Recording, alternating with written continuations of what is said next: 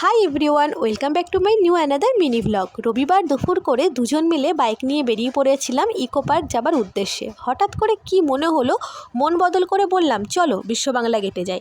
দুপুরে তো লাঞ্চ করা হয়নি, তাই একেবারে ওখানে গিয়ে লাঞ্চ করব। তো সেই মতো আমরা চললাম বিশ্ব বাংলা গেটের দিকে। আর এই জায়গাটায় বিশ্ব বাংলা গেটের ভিউটা এত ভালো আসছিল, তাই ভাবলাম চলো দুজন মিলে এখানে কিছু ছবিও তুলে নিই আর রিলসও বানিয়ে নিই। ছবি টবি তুলে ফাইনালি পৌঁছালাম টিকিট কাউন্টারে। কিন্তু ওই যে কথায় আছে না, কপালে না থাকলে ঘি ঠকঠকালে হবে কি।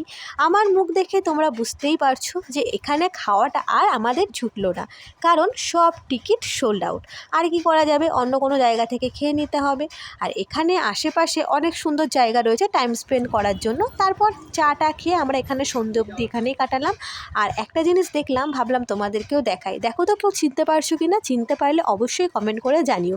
আমাদের এখন যেতে হবে বাড়ি। দেখা হবে এবার নেক্সট মিনি ব্লগে।